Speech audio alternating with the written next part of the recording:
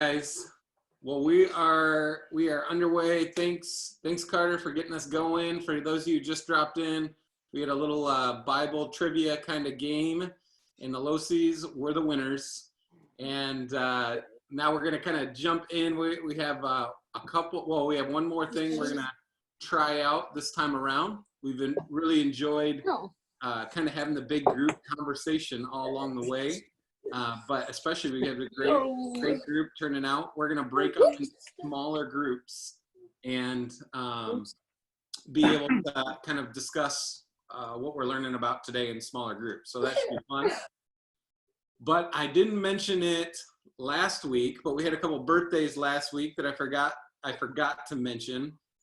So Jared and Abby, is Jared still around here? Where are you? I don't know. I'm here. He's here. Oh, right there. Right okay, there. I see ya. I see ya. And then Abby had one a little while ago. And am I missing anybody else? And then this week we had Kyle. I see your name on there, Crystal. I don't know if you guys are on the call, but Kyle had a birthday this week. Tori had a birthday on the same day as Kyle. And did I miss anybody else the last couple weeks? Nora says we missed her. Well, happy birthday to you guys. I just wanted to mention that. I forgot to mention that last time around, but I wanted to, again, just thank you guys for being here and reiterate how important this is. Actually, I was online playing poker with my friends till midnight, some of my college buddies last night, and they were kind of lamenting about online church because they're like, you know, we love our pastor, but like I could go listen to Louis Giglio with this whole online thing. And it just reminded me again how important this type of time is. Well, I wish I could be. I'm no Louis Giglio. I do think this is an awesome opportunity for us to be able to connect, see each other, and continue to grow as a community together so that we can take this momentum, and once things open up, be able to take this community love, appreciation for each other out to others. So thank you all for being here. And I want to kind of shift gears here a little bit earlier than we usually do. And we're going to have our story time, our transformed story right here in the beginning.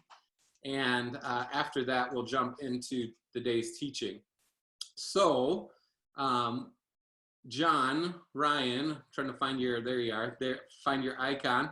He got a hold of me this past week, offered to share his story, and I'm super grateful that he did, for the courage for it. And I just want to, again, remind you why this is so important, because one, we get to know each other a lot better than we would if we didn't, and hopefully it'll encourage and challenge you. But the other side of this is it just gives us more and more practice to share our story, so that as we talk to our friends and those who are outside of church and inside of the church for that matter, we have practice doing that. So, John, without further ado, why don't you get us going with your story? Sure. First, I'd like to say that transformed story might be a little loosely used here.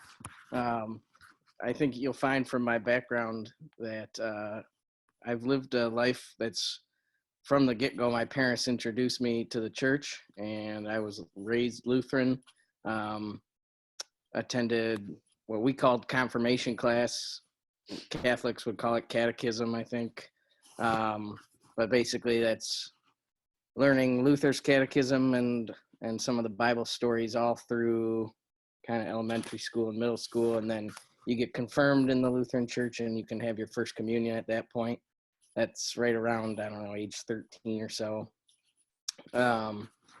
All through my childhood, going to church and being in our youth group was a huge part of our lives.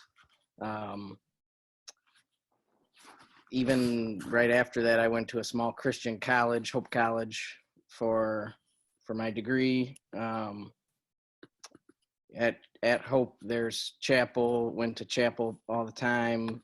Found a church up there in the Holland area. Really, at no point in my story would I say I ever, like, quote unquote, fell away. But at the same time, I would say I don't really feel like, maybe it's hard for me because I'm comparing myself to others, especially my family. I have a twin brother who is a pastor or in training to be a pastor. So I do feel like if I'm comparing myself, which as a twin, I'm always comparing myself, um, maybe my relationship with God isn't nearly as strong as his, but it's something that I'm continuing to work on. A little bit more of my background. When I met my wife, Michelle, we started going to the church she grew up in, Pathfinder. Once we got married, we kind of decided we needed to separate a little bit from going to church with her family and kind of have our own identity. And at that point, I had just met somebody that went to the bridge and was starting to play ultimate frisbee there, or trying to play ultimate frisbee. When you start to get a little older, that much running around can be difficult and make you remember what things used to work like, including your legs. But then after doing that, we decided to join the bridge. And it really wasn't very long ago we did that. But then while we were doing the whole bridge setup and going to our life group and all of that stuff, we came to church one morning and listened to Mitch's sermon. And I would say that is probably the first time I'd really felt like I was called to be part of something. And I'll be honest, it was a little intimidating. It still is a little intimidating.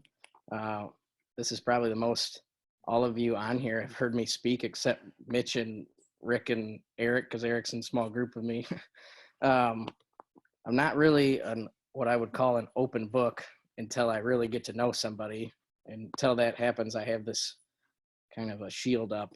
But I felt like it was something that just made sense for us to be doing. And so we went and listened to Mitch and Mackenzie's presentation on it. And again, just felt like it was what we needed to do. I would say right now, the thing I've been working on the most is the up portion of the triangle. I feel like I need to have that firmly in place for me to be able to be more confident in sharing and trying to help make disciples. But I really felt like somebody, with, I'm not saying my background's boring, but maybe it's a little boring. I felt like we've had a lot of really great stories so far with some pretty powerful transformations, but I don't feel like we've really had anybody share that would have a background that's quite so, I'm going to stick with the word boring because I think it's boring. But so I felt like that there are lots of us, I'm sure, in this church that may have a very similar background to my background, that's been in the church their whole lives, but still feel like there's room for growth. And it's really why I'm here, hoping to find my place, and just very thankful to Mitch for sharing this idea and bringing me on board. I don't really have anything else to say unless you really want me to say something else, Mitch. No, that was great, man. I appreciate it. And he mentioned that to me this week when we were talking about it. And I just love the heart behind that you felt the Spirit kind of pushing that on you, saying, man, I want to speak into from a perspective that others probably share that haven't been said yet. So good on you for acting when the Spirit tells you to act. And then also, I just appreciate that reality that it is awesome when we see God do these big transformations in people's life. Obviously, it's super, super amazing. But we forget that's even more amazing to see a person walk faithfully their entire life with Jesus, and how big of a testimony that is. And we don't want to downplay the incredible significance of that kind of story. So I appreciate you sharing that. That's really awesome. Thanks. Well, I'm going to jump into it because we're going to do teaching. This shape has it takes a little bit more time, and I want to give it a little bit more time. But also, I want to give you time to break out into these rooms and more time to do that. So we're going to spend probably 20 minutes or so doing this, and then another probably 25 minutes in these breakout rooms together, just kind of discussing that. And why I like this shape and why I'm excited about it is, I mean, there's what I would say, better shapes and best shapes in this book. And this is one of the ones I would say is the best shape. I really like it. I think it's powerful. And I think to some extent, we can even tie it back into what John just shared in his own life. But before we get going, this book, you guys know all well, this is the last shape that we're going to pull out of this together. I do want to encourage you to read it. I want you to encourage you to read the back too, because it gives you some more just, I guess, depth to each of these teachings, but it also gives you some more color at the end of how to do huddles and the importance of that. Because this will, like I said, I hope this book functions more like a manual or tool book for you guys, that when you guys are leading a group, leading a huddle, you actually can say from start to finish, okay, here are a handful of important discipleship principles that I think every person needs to know, every believer needs to know. It kind of gives you a nice, tightly packaged collection of those. And so we're going to use that for that purpose. Now, the one of the shape in the back that I think is worth reading, I think it's 13 maybe, something like that. It's about the, I think it's heptagon or something like that. And what that one is, it kind of assesses the spiritual vitality, the spiritual life of you, of the person, or maybe people in your huddle if you're working through them. I think it's still good. I think there's a lot of value in it. But what I like to lean more into is using the fruits of the Spirit as an assessment of kind of how you're doing spiritually. What level of grace you see exhibited in your life that's coming out of you. And so actually, next week, we won't do a Zoom meeting. I told you guys I want to kind of keep mixing it up and give you a break here or there. So next week, I'm going to record a message on the fruits of the Spirit and kind of tie it back to the purpose of this and how we use it in discipleship. So that'll be next week. And then after that, we have the week after that, we have a reveal party for our name coming. So we're not going to do Mother's Day on Sunday. Moms or kids who want to go see their mom or talk to their mom, you guys are going to kind of be free to do your thing on Sunday. So that Saturday night is when we're going to do our reveal party. And it's essential we know if you're going to be a part of it or not, because we have some plans that are important for you, let's say, to be equipped for what's to come. And so make sure you fill out that RSVP if you haven't yet on that. But then after that, we're going to move into this book. It's a good one. Philip's team used it too. And it basically takes on that thing we've been talking about all along, of the importance of relational evangelism, sharing your faith with another in relational ways, using conversation. And it kind of walks you through some really helpful ways to do those conversations. And I'm hoping that about the time we finish that, we'll be ready for everything to open up and we can go back out into the world again and use hopefully some of these skills we've been learning in the discipleship book, but also this new spiritual conversation book. So you don't need to buy it, but it would be a great one to read. I'll tell you that. We'll probably take chunks out of it and then I'll just kind of paraphrase them for you. So that's what's coming. And let's jump into this, this teaching on the square.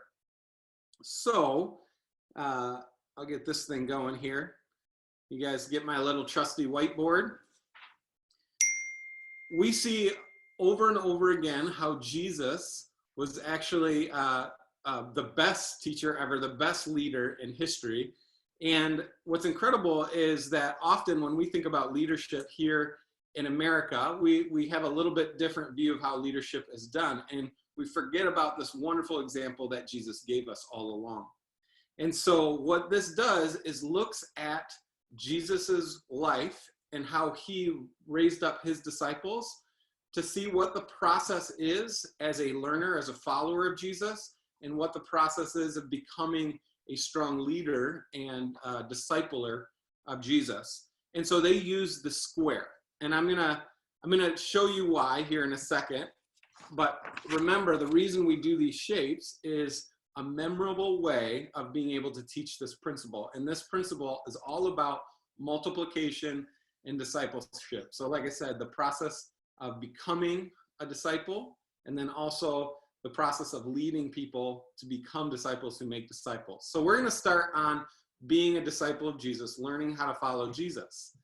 And one of the things that we talk about is, and I mentioned it during the relational evangelism, is they call it the Ingalls scale. And it was named after like a Wheaton professor, right? And so you have -10 over here, 10 over here. Some of you guys may have heard this. The 0 number is the point of spiritual conversion for people when they profess their faith and belief in Jesus Christ as Lord. So what this does, what we're talking about today, is how do you move somebody from over here, far from Jesus, all the way up to here to be like Jesus. This is the process we're trying to take people on, and this is again from our perspective. So what you're going to see is kind of a macro model of this, the whole process of our life becoming disciples and becoming leaders. But also you're going to see a lot of these little micro events as it relates to discipleship and how we go around the square several times in our life. So without further ado, let's talk about that. So we have this square, and I'm going to give you the first line, and we're going to call that D1. It's the first phase of being a disciple. And what you see when Jesus first called his disciples, when he went and called, his buddies the fishermen, and said, hey, follow me, I'm going to make you fishers of men. What happened was he didn't really give them a lot of expectations. He just basically said, come here, follow me. And so he wasn't like looking, he wasn't doing interviews, he wasn't trying to find the highest quality necessarily people out there, the most educated. He just found some people who were willing to, in faith, step out and follow him. And that's that first phase. And what's interesting about that, if we think about our own stories as disciples, that's that first part of spiritual, I would say, discovery. Even sometimes before you become a Christian, it's that first moment when you realize, man, this is something exciting. I'm really interested in this. I want to learn more about it. I want to go after it. And what's unique about this phase right here is that there's all kinds of enthusiasm. So there's a high level of enthusiasm here during D1. There's a high level of confidence. So they're very confident. His disciples were super confident about what's going to happen, even though they didn't really know what was going to happen at. And that was part of the reason they were confident, is because they really didn't know it was coming. But there's this extreme high enthusiasm, extreme high confidence. And but there was obviously very low experience. They didn't know what they're doing, and there's very low competence. They didn't know how to do what they were supposed to do. And so what you have in this season is disciples, learners who get really excited, really passionate about something. They're all in, they're following, they're learning, they're doing everything.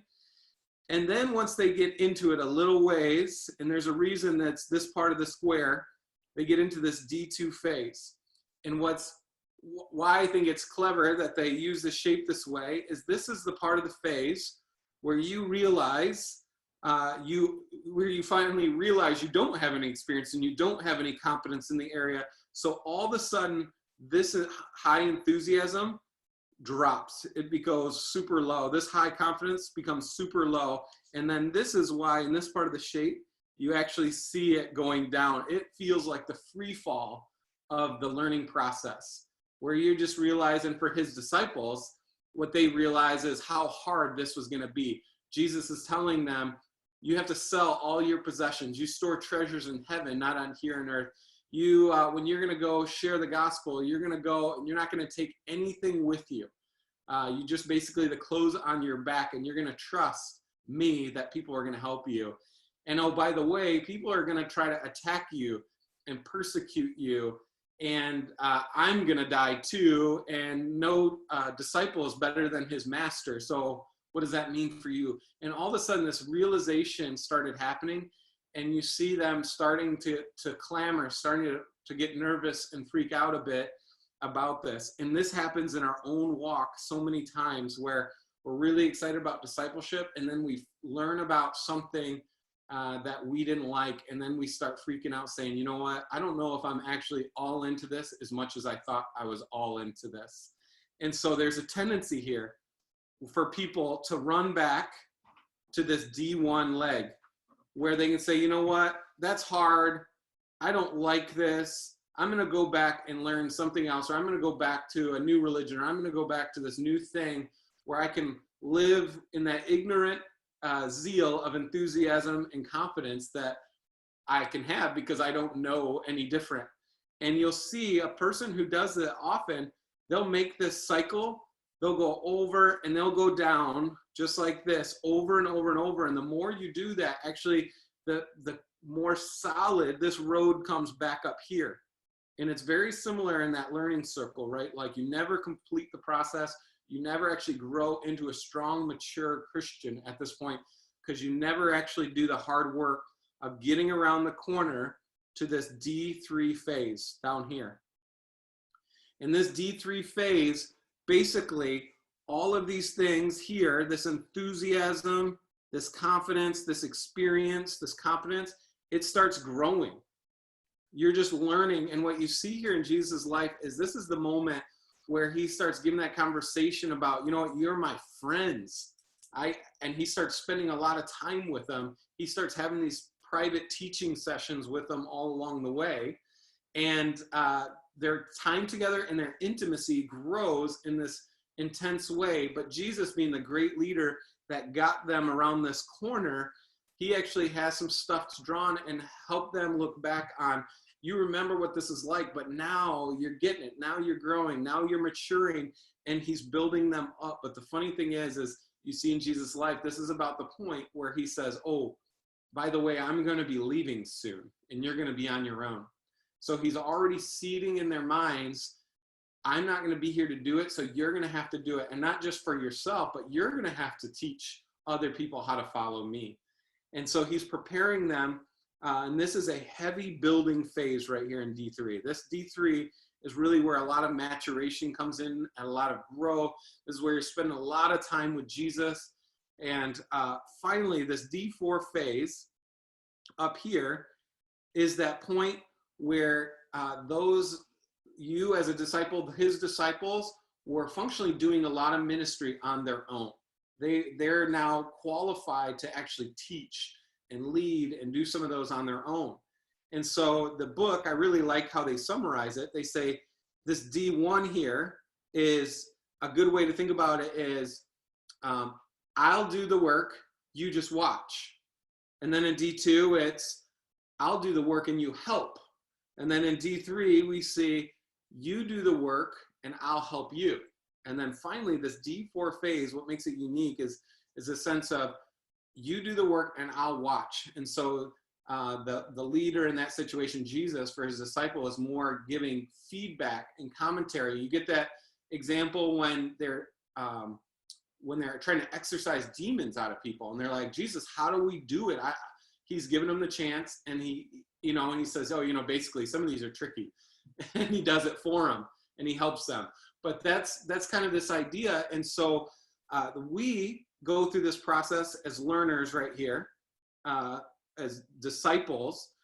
And what I was getting at with this macro and micro is you can look at your whole life story or your whole journey around this. So John was sharing his story, and really, if you zoom back, he could say, I don't know where you're at, John. I'm just going to say, let's say you're at the D3 or you're at the D4. I'm at D3 for my journey right now as a believer. That's an important thing to realize. Okay, I'm in a maturing phase of my faith, or whatever it is. I'm D4. I'm at a leadership part of my phase where I'm shifting into that. But what you'll see is there's so many things in our life that we see ourselves going around the square as learners over and over again. So it might be an individual aspect. Like you might be feeling, you know what, I'm probably a D4 Christian. I've been leading people. I've been discipling people. I've led people to Christ and had them grow in their faith before. And so you consider yourself a D4, but now you're on this church planting journey. and you're just like, you know what? I'm in D1. I have no idea what I'm doing. I don't have any experience. I don't have any competence, but I am excited. I am confident in realizing that there might be, if it even hasn't happened yet, a D2 moment spiritually in this realm of church planning, very specifically, where you're like, man, this stinks. I want to go back to the way it was. And you feel the deep dive. And then what happens is then you're, as it relates to that church planning part of your spirituality, you're trying to get over around the corner to that D3 where you're growing into that again. And so we have these seasonal aspects to this square as a disciple, as a learner, and the macro, right, or a whole life. So what's interesting about this is that inevitably, because this is the disciple going through the process, or Jesus, if we're looking at his story, his disciples going through that process. So what that means is there's also a leader side to this square.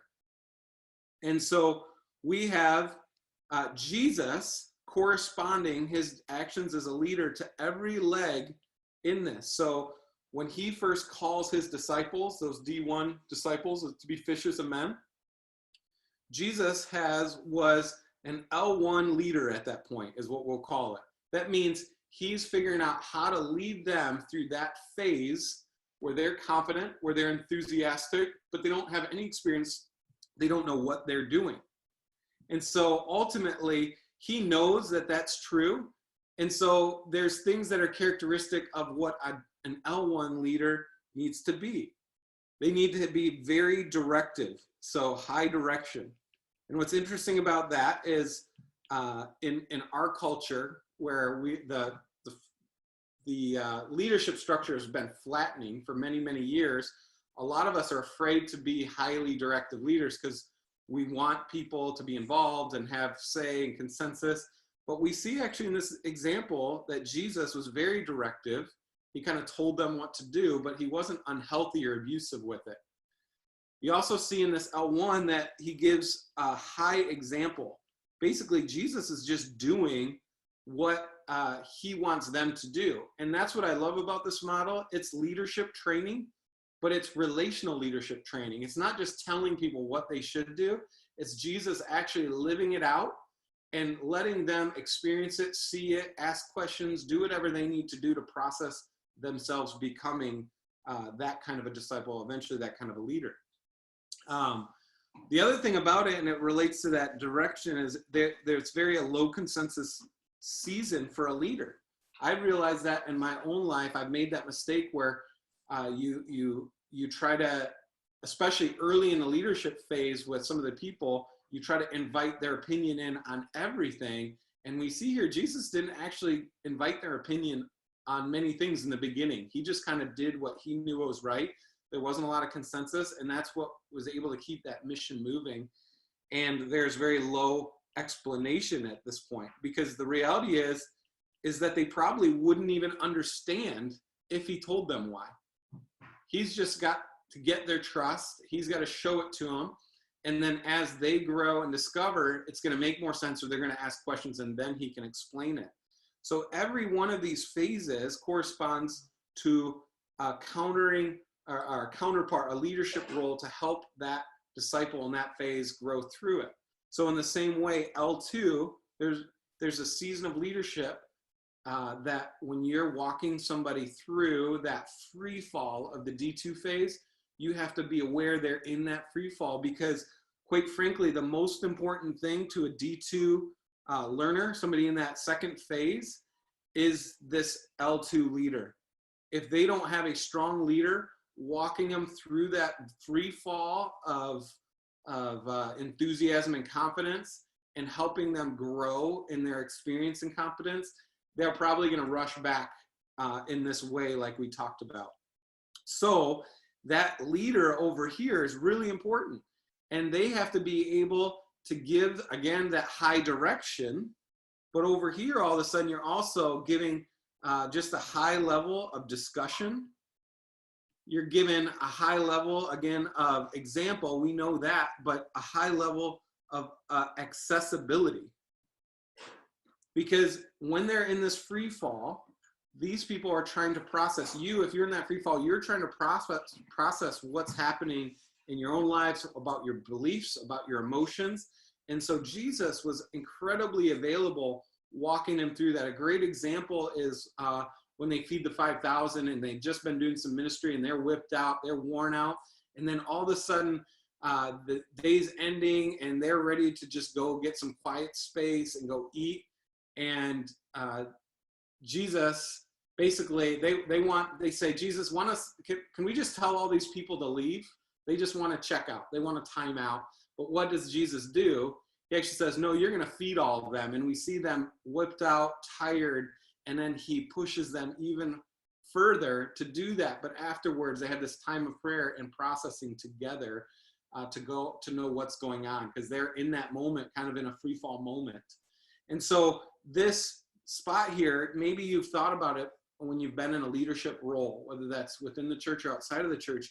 You've probably experienced when somebody's in this free fall right here, and you're in charge and trying to keep them basically on the horse. You're trying to keep them from just falling apart and becoming a mess. And you have to figure out, how do I get them out of this rut they're in, where they realize how low of experience and competence they have, and how do we encourage them and build them up? How do I serve them in a way that brings them around this corner? And then in the same way, once you get around that corner and you process that, this is then the season as a leader where you're doing a lot of teaching and encouragement. You still have that high accessibility, high discussion, but now all of a sudden you're introducing some consensus. You're getting their opinions about things. You're actually lowering the amount of direction you give, because you want them to be empowered as leaders and learners themselves. So with that discussion, you're encouraging them to go try things themselves. Remember, this is that you do, I'll help phase. And so he's pushing them into that leadership zone where they're, or that learning zone where they're going to eventually become, in that disciple, that D4 stage over here. And during that phase, you as a leader, basically, you're stepping way back and you're just offering a lot of feedback. You're not offering a lot of direction. You're giving them a lot of freedom and consensus to kind of drive the direction. And at that point, you're not even giving much example, because you want them to go do it first.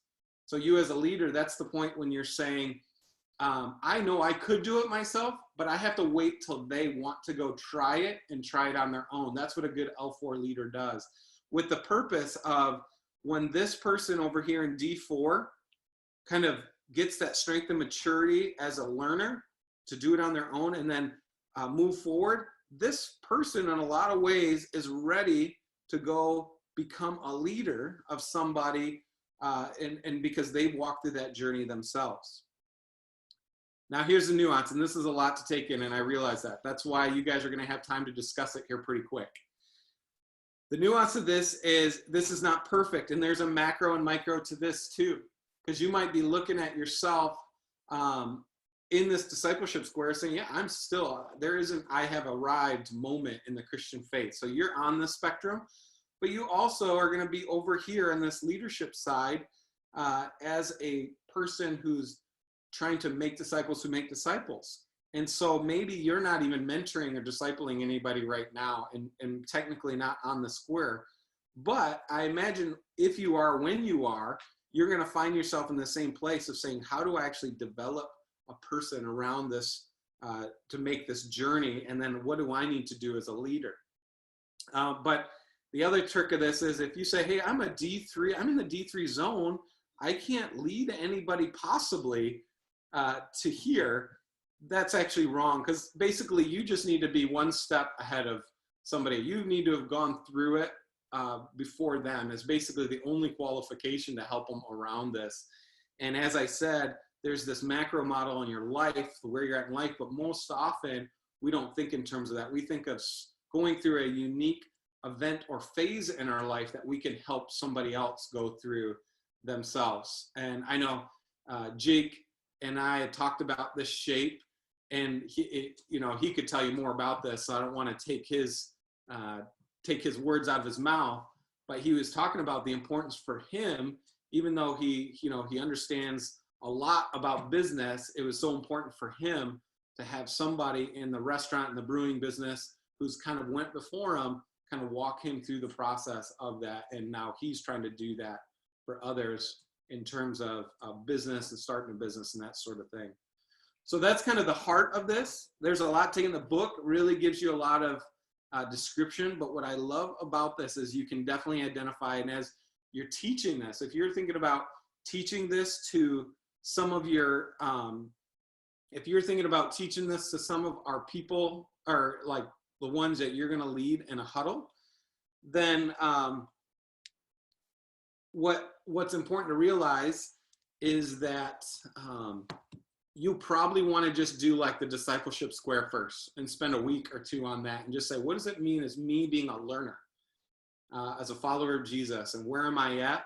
And then you go do that for a couple weeks as a huddle, and then you're going to spend some time say, okay, what does it mean to me being a leader, a disciple who makes disciples? And the real catch about this is you can't really talk about the leadership side of it unless you're actually leading somebody. And so it's really important at that point, if you're in a huddle and not everybody is mentoring or discipling somebody in their faith, that's the point that they probably need to be encouraged to do that. And again, you don't have to be a perfect Christian. There's no such thing.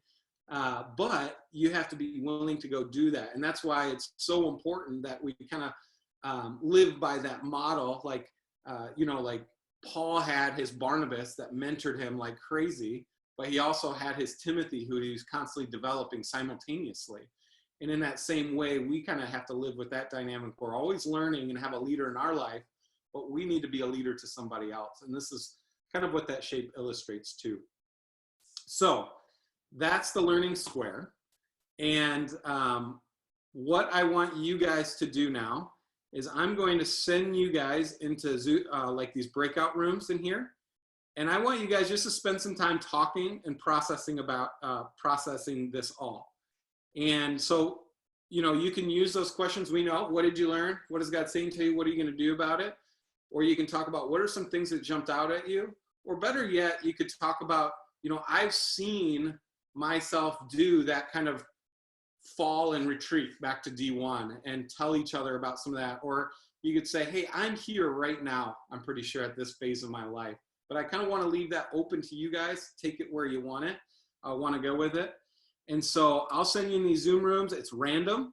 So I've got 25 minutes and you guys are going to come back, but have fun. If you have any questions, let me know. And we'll go from there. So here you guys go.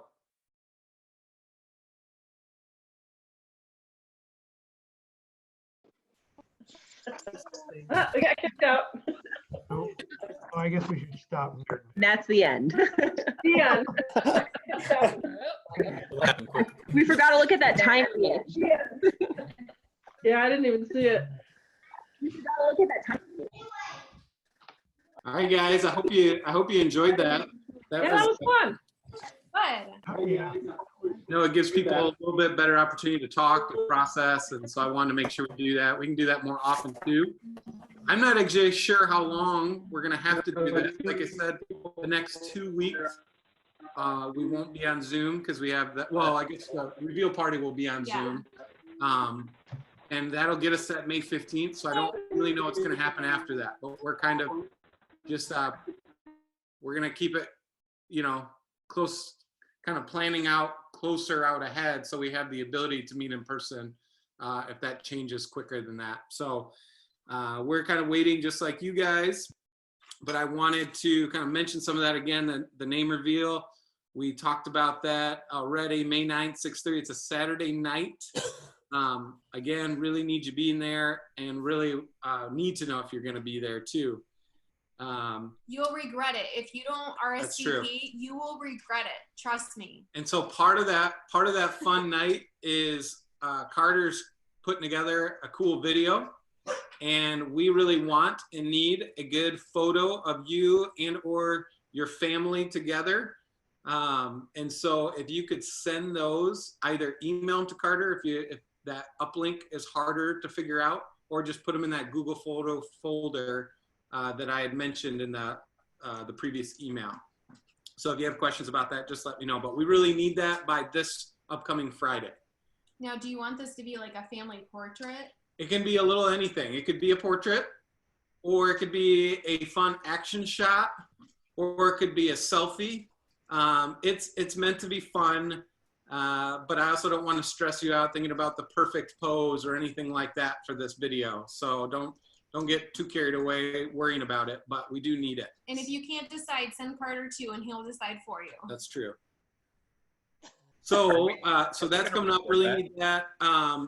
Also, Kaylee is doing her crafts on Kaylee Crafts on Tuesday at 2. She might have her gerbil friend there for the kids. I don't know what she's doing, but she'll have that. And I'm guessing it'll be, I mean, I don't know how long the kids' attention span will be. So 30, 45 minutes or something like that. And prayer on Thursday at 1 as usual. And then also, I just want to encourage you on the huddles. I know you guys are, many of you are continuing to meet, and I know it's not the ideal situation. I know the Zoom thing isn't the easiest way to have like deeper, significant conversation, but I just want to thank you guys for pushing through and persevering through that and continuing to meet together. And I want to push you even more if you haven't gotten one yet, or you haven't met in a while, to keep at it, keep trying, mix it up, do phone calls if you don't like looking at each other. I don't know, but just my big hope and desire for you guys during the season with these groups is just to build really strong community and connection with each other. And because I know that the content side of it is harder to do at this point. So good job, keep doing that. And that's pretty much all I have. Do any of you guys have any other questions or any idea or things you need to know, updates, that sort of thing?